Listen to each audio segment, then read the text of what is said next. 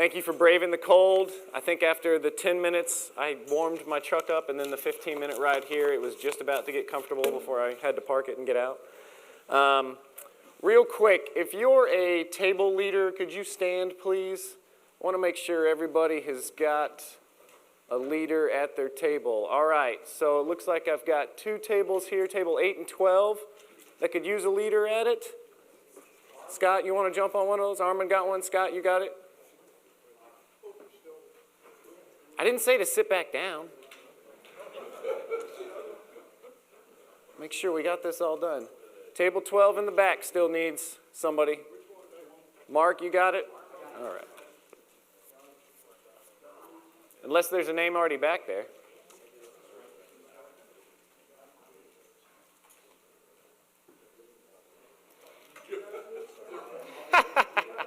Now we have too many.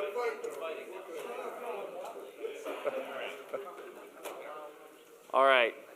If you are a table leader, you can now sit down. Also, please, on your attendance sheet, if you could mark what your table number is.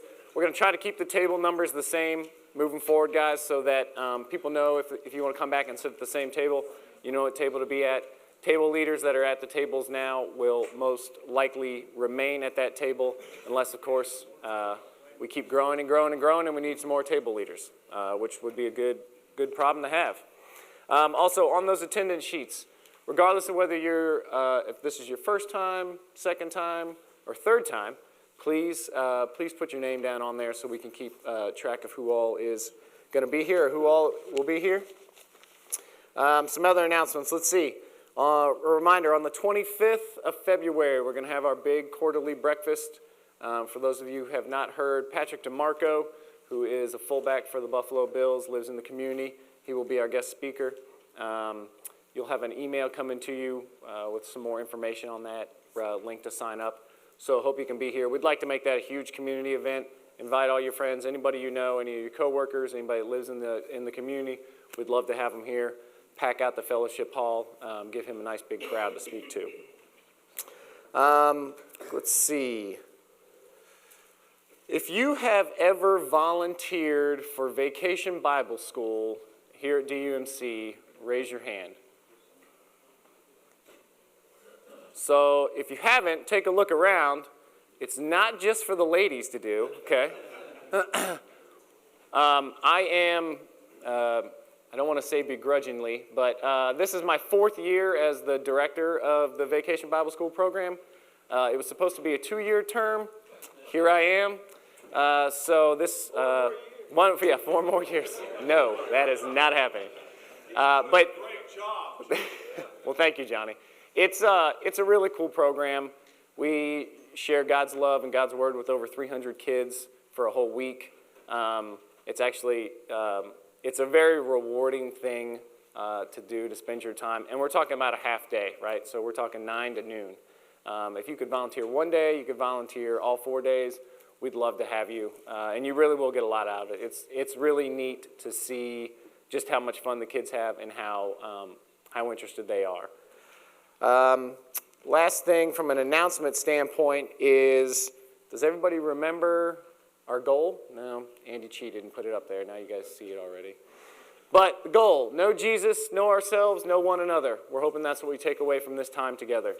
Josh is going to get up and talk about Mark chapter 3. And then we'll have some table discussion. You guys pretty much know the order of it now. For anybody who's here for the first time, Josh is going to give us about 20 minutes of riveting insight into Mark chapter 3.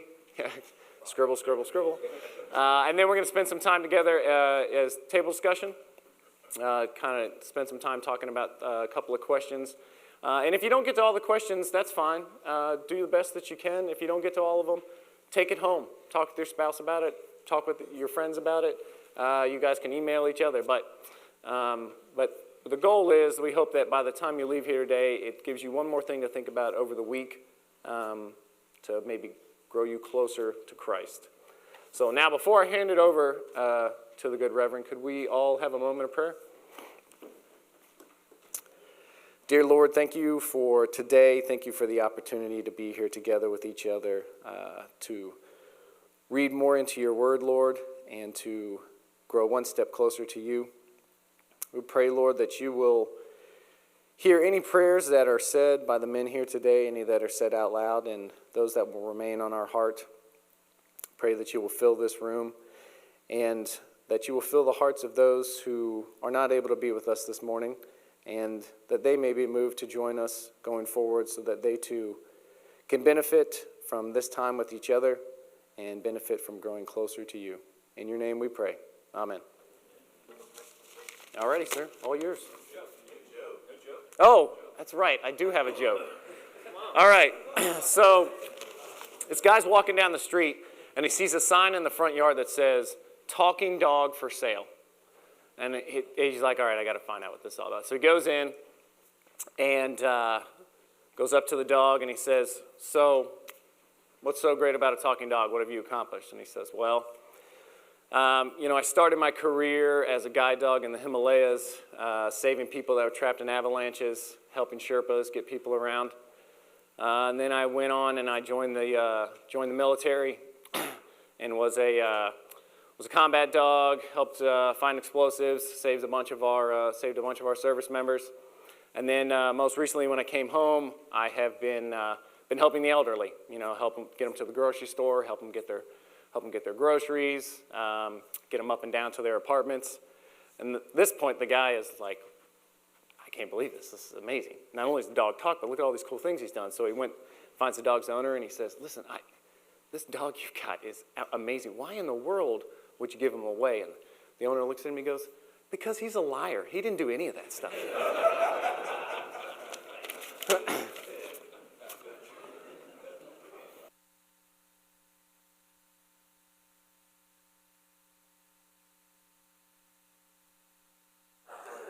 Thanks for warming up the room, Brian. It's great. All right, good morning, everybody. Thanks for being here this morning. I know it's cold and dark and early, and everybody probably could have come up with a lot of excuses to still be at home right now, so I appreciate you guys getting up and investing in this and giving your time here. Looking forward to walking through chapter 3 here. Going to go through kind of trying to do a quick summary, and hopefully most of you, I see a lot around the tables, hopefully you've started to bring a Bible with you on these Tuesday mornings. If you don't have a handheld one, you can pull it up on your phone, and I'll just assume that is what you were looking at as I look out at you this morning. But yeah, I think it's a great thing, especially since we're walking through step by step and really kind of story by story. It's helpful to have that out to follow along, and really, it's okay. I know I've talked about this with some people before who are afraid to make marks in their Bible, but that's what the white space is for. That's what, if something sticks out at you, something worth kind of meditating on, go ahead and underline it, write a note if something I say makes you wonder about something or want to dig in deeper about something. Go ahead and write that down so that you've got that with you and you can kind of track how these stories have impacted you the more and more you go back to them. All right, so really this chapter here, chapter 3, kind of breaks down into 4 scenes, 4 sections. The first 6 verses, we see Jesus back in the synagogue as we saw him in Mark chapter 1 and in Mark chapter 2. So you see this kind of recurring presence of Jesus going to church, really, right? That's where Jesus shows up a lot, is in the synagogue. And so he's there, he heals a man on the Sabbath, and that kind of creates some conflict that we'll look at here as we go through the morning. And verses 7 through 19, we kind of see just really kind of this picture of the growth of Jesus' ministry. We see these crowds coming and following him, even though every time that happens, we see Jesus trying to get away from the crowds. We see him casting out more demons, and the demons continue more and more to identify Jesus as the Son of God, and Jesus tries to quiet that down. And then we see Jesus gather together the apostles. He gathers together 12 people, kind of builds his organization, calls them apostles, which is different from disciples. Disciples are followers of a teacher. Apostles are the ones who were sent out to carry a message. So he's kind of pulling together his team that he's going to give power to begin sharing the same message that he's sharing. Verses 20 through 30 is the next kind of scene here. It starts with his family. We see his family coming to look for Jesus to stop his ministry because they think he's lost his mind. and that kind of sets things up for this conversation between Jesus and the religious leaders who accused Jesus not of losing his mind, but just being possessed by the devil. So we see this kind of conversation happen, how Jesus responds to that accusation, and then the final scene closes out with Jesus talking about exactly who his family is, because his family is kind of lingering around as the story was set up, lingering around to stop what he's doing. So I'm going to go ahead and read, just for those of you who may not have a Bible with you, because just so you can kind of hear the story, and I'll try and read through quickly, and then we'll unpack each of these sections here. So verses 1 through 6 of chapter 3. Jesus returned to the synagogue, and a man with a withered hand was there. Wanting to bring charges against Jesus, they is the Pharisees, the religious leaders, they were watching Jesus closely to see if he would heal on the Sabbath. He said to the man with the withered hand, "Step up where people can see you." And then he said to them, "Is it legal on the Sabbath to do good or to do evil, to save life or to kill?" But they said nothing. Looking around at them with anger, deeply grieved at their unyielding hearts, he said to the man, "Stretch out your hand." So he did, and his hand was made healthy. At that, the Pharisees got together with the supporters of Herod to plan how to destroy Jesus. So it's an interesting thing if you don't know much about the Jewish culture and Jewish history, because you read this at first and you see they're wanting to see if Jesus is going to heal on the Sabbath. And many of us would think, well, what better day would there be to heal than on the Sabbath day? Like, that's kind of that's when you are supposed to be doing good works, right?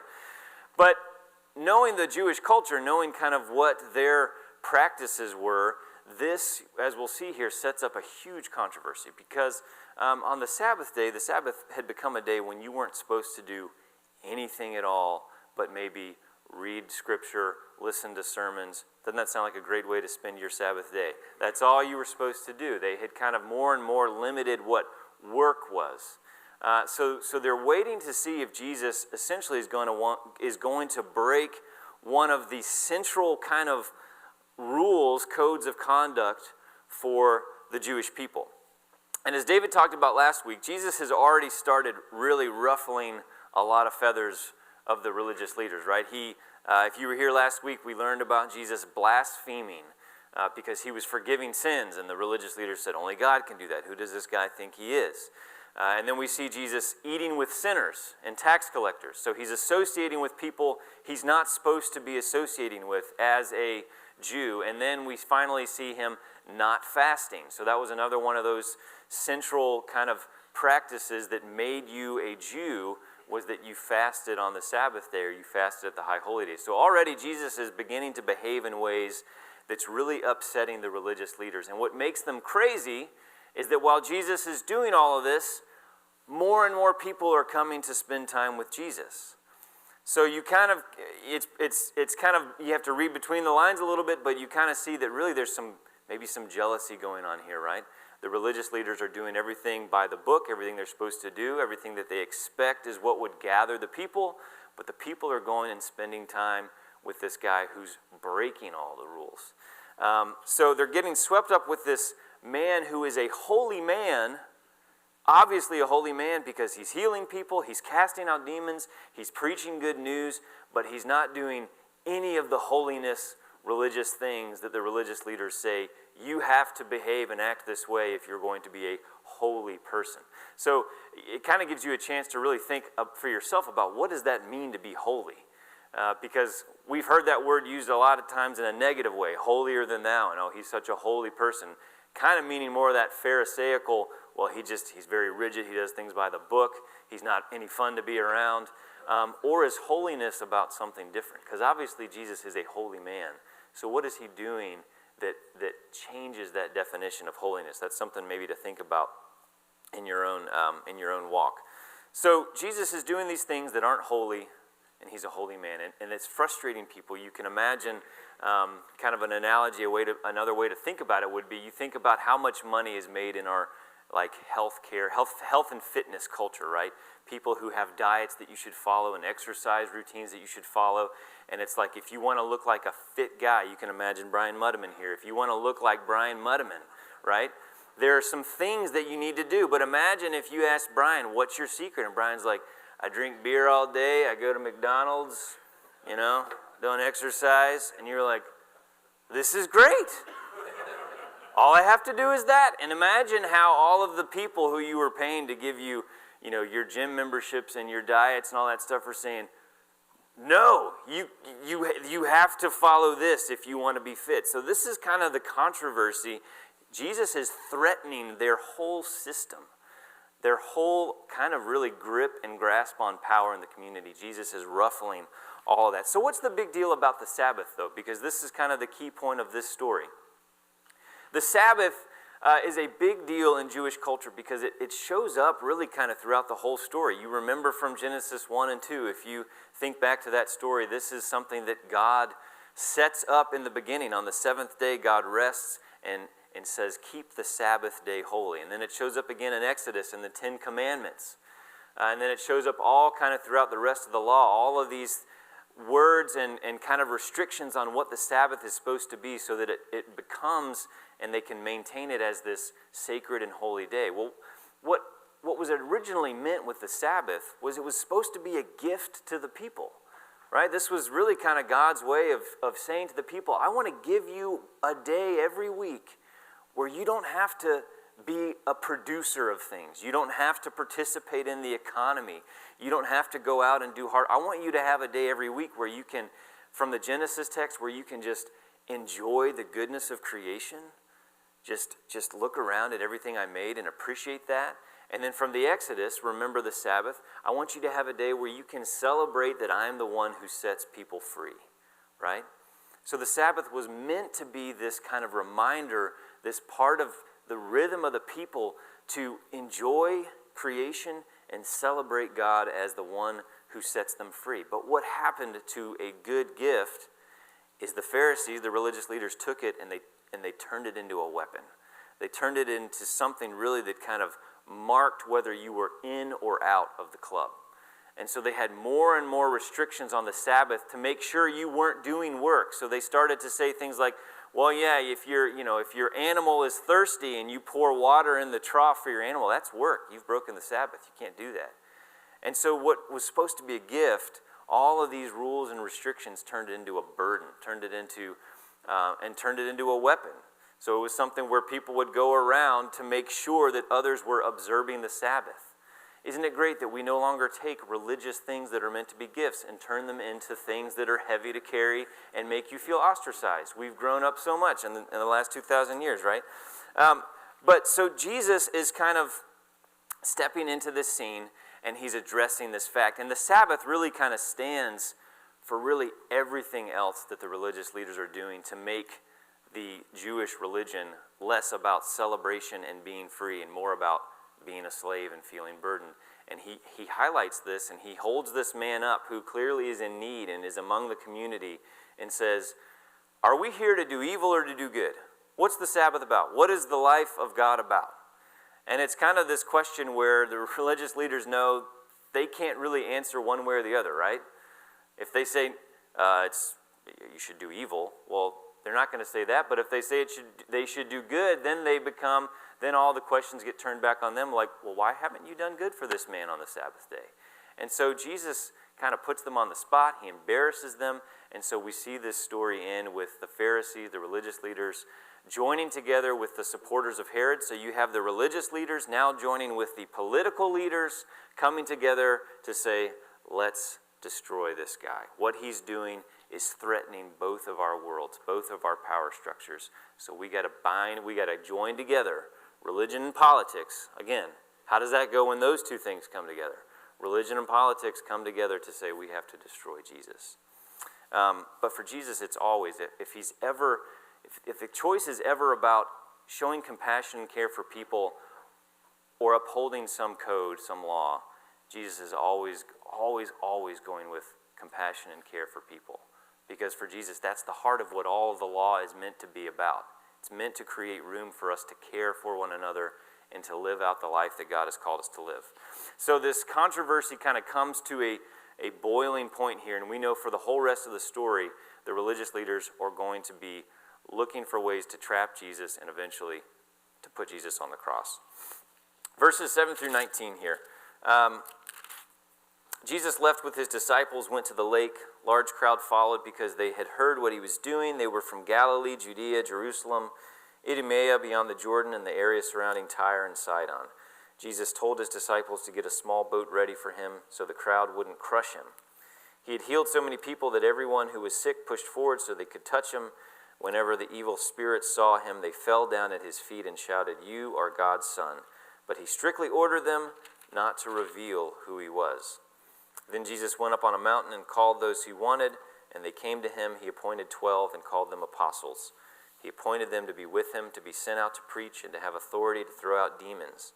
He appointed 12, Peter, a name he gave Simon, James and John, Zebedee's sons, whom he nicknamed Boanerges, which means sons of thunder, and Andrew, Philip, Bartholomew, Matthew, Thomas, James, Alphaeus' son, Thaddeus, Simon the Canaanian, and Judas Iscariot, who betrayed Jesus. So right here, Mark is kind of not really being very subtle about the role that Jesus is going to play, or Judas is going to play later in the story. He kind of gives that away. But you see that Jesus has called together these 12 disciples at the end. So again, crowds are forming. So this is also kind of just adding to the frustration that the religious leaders feel, is that, well, not only is he doing things we don't like, but people like what he's doing. And you can imagine that in our day today. If Jesus were to come back again and everybody expected that he was going to be here at 7 a.m. for the Bible study, and yeah, surely he's going to be at church for both the early and the later services, and Jesus is like, I'm actually going to be playing golf. Who wants to go play golf with me? And people would probably be into that, right? People would probably be like, I'm going to go with Jesus to the golf course, That sounds way better than coming to church. And what that would do to Dan Brown back there. Dan, how would you like that? See? So this is kind of, the crowds are following and they are digging what Jesus is doing because he's healing. And this is where, whenever we have this discussion, well, is Jesus a liberal or a conservative? I always tell people the answer is yes. Because he's doing things that, he's breaking all sorts of rules and he's pushing people beyond the limits, but he's also doing it to call people back to the root. That's when we talk about Jesus being a radical. Radical just means to the root. He's bringing people back to, in a conservative way, back to what everything was all about. So he's kind of both and crowds are forming, but every time the crowd forms, Jesus escapes and says, let's go somewhere else. Get me a boat, get me out of here. The demons, right? The enemy team, the other side, is stepping out and identifying who Jesus really is, even though the religious leaders who should be on the lookout for what the Messiah is are missing it completely. So you got these crowds forming that like what Jesus is doing. You got the enemy team that recognizes they're in big trouble because of who Jesus is. And then you have the religious leaders who are trying to put a stop to all of that. Mark kind of has this idea that scholars call the messianic secret, which you'll talk about in your discussion group here, where every time somebody tries to name Jesus as the Son of God, especially when it's demons doing it, Jesus, don't tell anybody. Jesus heals somebody and says, don't tell anybody what I did, what you saw, who I am. Which is this kind of, you kind of feel like that, wasn't that in conflict with, he said he came to preach good news and to share the kingdom. Why is he keeping these groups of people from doing that? That's something that maybe we can kind of speculate on together around the table. Let's see, so the crowds form, the demons are called out, everything is kind of growing, and he pulls together his team. He pulls together 12 disciples. And again, this is something where without your kind of Jewish context, you kind of miss one of the things that's happening here. But that number 12 is important because there were 12 tribes of Israel. And so what Jesus is doing here is he's kind of announcing that I am restoring the people of God here. That everything that had kind of fallen apart over the last few hundred years, I'm putting it back together. So this is really kind of his statement of saying, I'm starting a revolution. And I'm bringing things back to where they were when God got all of this started. So 12, it's not just like 12 felt good and he said, I only have 13 chairs at my table, so 12 is what we're going to do. There's a very intentional thing that Jesus is doing by calling the 12 together. He's saying everything that was broken, God is putting back together.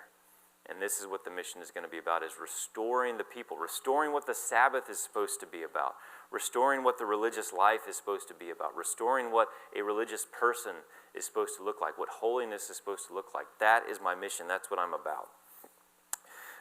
Verse 20 through 30 here, kind of our third scene. Jesus entered a house, A crowd gathered again, so that it was impossible for him and his followers even to eat. When his family heard what was happening, they came to take control of him. They were saying, he's out of his mind. The legal experts came down from Jerusalem. Over and over they charged, he's possessed by Beelzebul. He throws out demons with the authority of the ruler of demons. When Jesus called them together, he spoke to them in a parable. How can Satan throw Satan out? A kingdom involved in a civil war will collapse, and a house torn apart by divisions will collapse. If Satan rebels against himself and is divided, then he can't endure. He's done for. No one gets into the house of a strong person and steals anything without first tying up the strong person. Only then can the house be burglarized. I assure you that human beings will be forgiven for everything, for all sins and insults of every kind, but whoever insults the Holy Spirit will never be forgiven. That person is guilty of a sin with consequences that last forever. He said this because the legal experts were saying he's possessed by an evil spirit. All right, so crowds are forming. Jesus' family has showed up to try and stop what he's doing because they think he's crazy. And then he gets into this conversation about where his authority comes from. Family in the Jewish culture and 2,000 years ago is a lot different from family today in our kind of Western culture, where most of us here, we may have like a brother in Phoenix and a sister in Seattle, and our parents live in, Boca, and everything's kind of spread out. And yeah, we see each other at Christmas and Thanksgiving and Easter, but family is important, but, family, we check in from time to time, we keep up, but it's not, our lives aren't built. Well, in the Jewish culture, family was everything. I mean, your blood kin, that determined everything you did. You went into the same business that your father started. You did everything was with your family. And so, and you can think, what's the one thing, you think about it kind of like in a Godfather type of way. What's the one thing you don't do to your family? You don't dishonor them, right? Don't dishonor the family. Well, Jesus is, remember, doing all of these things that are dishonoring the Jewish culture, his religious heritage. So the family is showing up because it doesn't just reflect on Jesus, this is reflecting on his whole family, right? And so the family shows up and they appear right as Jesus is kind of getting name called, okay? And you think about what's one tactic when somebody's having great success that we don't want to have success? Well, let's call them names, right? Let's resort to some petty name calling. That'll do the trick. That'll neutralize him. Or hey, let's try and tie him to a group that he really doesn't want to be tied to. So let's call him. Let's tell everybody that let's start whispering and tell him, I heard he gets his power from the devil. That's going to be their tactic, right? To try and tie what Jesus is doing, all of Jesus' acts, to some sort of devilish work. And I love, this is kind of one of the first instances where Jesus responds kind of with his, I always call it Jesus ninjutsu, because he kind of takes what they throw at him, and instead of fighting back, he just uses what they give him and kind of gives it right back to him. He's like, well, if you see Satan's kingdom falling, even if you think I am Satan, you should be rejoicing because what you have wanted is happening, right? So even if you're right, this is a good thing. If Satan is divided against himself, Satan's kingdom is going to fall. So he kind of takes he kind of basically just points it back and says, that's a really stupid thing you guys just said. You guys are idiots. But even if what you say is true, this is a good thing. And then he offers them another scenario. He says, or maybe if you see me looting Satan's house, maybe that means I've already tied Satan up. If you want to steal something from someone's house, if you want to ruin someone's kind of kingdom and company, well, the best way to do that is to take care of the person at the top first, and then you can go and kind of pick off everybody else one by one. And this is what Jesus is trying to get them to say. He says, well, if I'm with Satan, this is a good thing, or maybe I'm the one who I'm trying to tell you that I'm the one who's been sent by God, and I've already taken care of Satan. And now part of what we're doing in this ministry is going through and getting rid of the remnants of Satan's kingdom. So this is kind of Jesus' ninjutsu way of responding to them, putting them back on the spot and saying, well, what do you think it is? And how would you respond to that? He comes to this has always kind of puzzled me for a long time. And I don't know if anybody else in here has read this before and wondered about this unforgivable sin. If I were to be asked, what's a sin that you can't forgive? I don't know that I would have come up with blaspheming the Holy Spirit. Like, that seems like one that you're kind of like, that doesn't really do a lot of harm. Maybe I would have put murder up there or something like that. What Jesus is saying here, though, and this is where I think it's really important for all of us, is what Jesus is saying is if you make the choice of saying that what I'm doing, if you see what I'm doing in the life that I'm living, and you're going to associate that with evil, then the game's over. Because that means that anything Christian, anything Christ-like that happens, you're going to assume is satanic, and then there's no way for you to be a part of what I'm doing, right? It's kind of like if we were to need an operation, and the only person, our surgeon, the only person who is there to heal us and help us is someone who we convince ourselves is there to harm us, we can't be saved.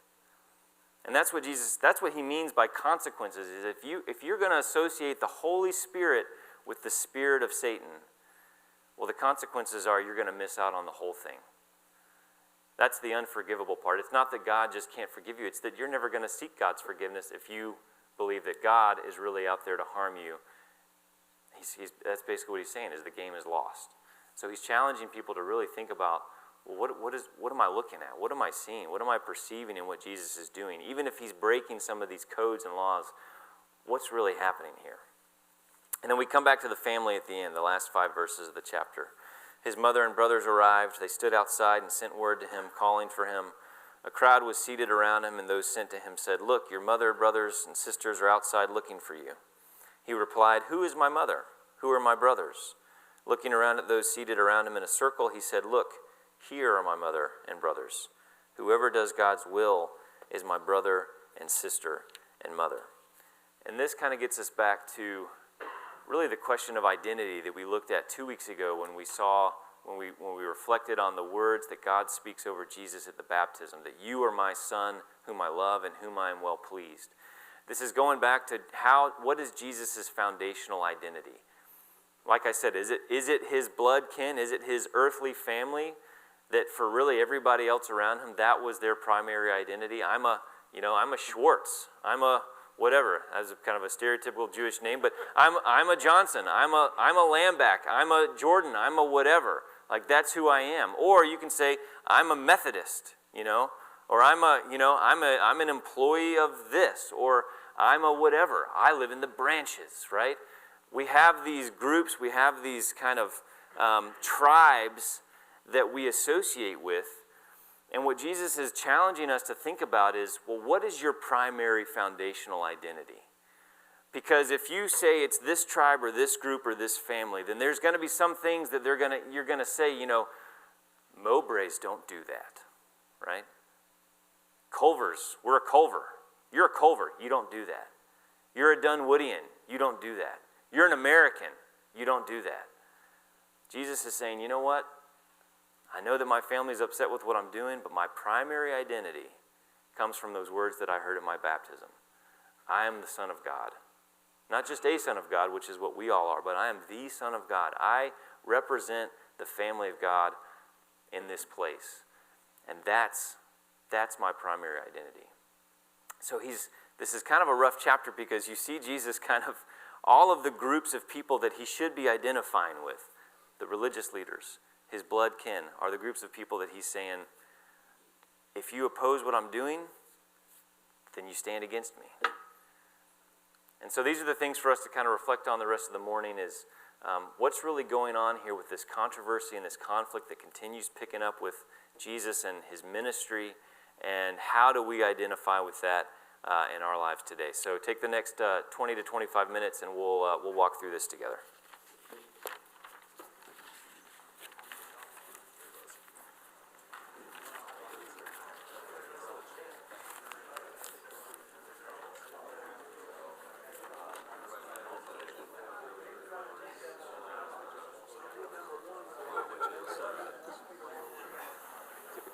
When crowds start to form, when Go for crowds it. start to form, Jesus flees. So, why do we believe? Why do you believe? Why do I believe? Why does Josh believed that Jesus was so determined to avoid popularity and recognition? How was he always hitting the exit? Yeah, it was interesting, and it's not just here. I mean, when you read throughout, it's been a while since I've read Mark, but I've read about half of it now. But it's not just in chapter 3, but there's several times where he's pulling away or he's telling somebody, don't tell anybody. I get the recognition piece, but I don't understand why, if we're all to be believers and to go out and tell the Word of God, and I don't know. It's a contradiction. Yeah, that one. In ways to me. As I was thinking through it, but I don't know. I think the same thing. I think that aspect of it for me is tougher, which is that you don't go tell people. But for why does he avoid popularity and recognition? I mean, in my mind, it's always about, look, it's not about me. It's not about one man. I know what the future holds for me, and if you tie your spirit and your hope and your faith to me, a human, which you've done in the past with all these rulers and all the people that are all around me, when I leave, which I know I'm going to be, then perhaps you stop believing. But I've come, and this is not about a person. This is about spirituality and trying to recondition the people to say it's more than me. It's about